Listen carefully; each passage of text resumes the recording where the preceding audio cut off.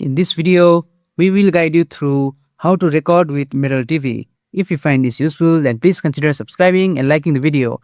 Now, the first thing that you need to do is open Middle. So just go to your Windows search bar and just search for Middle.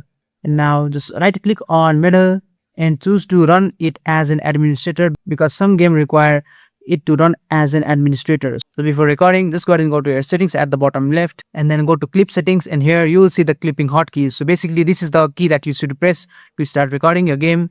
And you also have the duration. You can change the duration by just clicking on the drop down. Now you also have long recording, so just go ahead and toggle that on if you want. And then you also have the hotkey. So I'll just go ahead and open a game.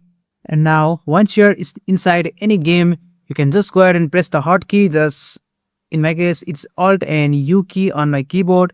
And once that you have done that, your clip will now be successfully saved. So now let's preview it.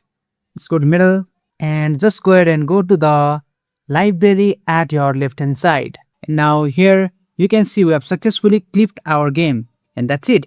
That's how you record on Middle. Thanks for watching, and I'll see you in the next one.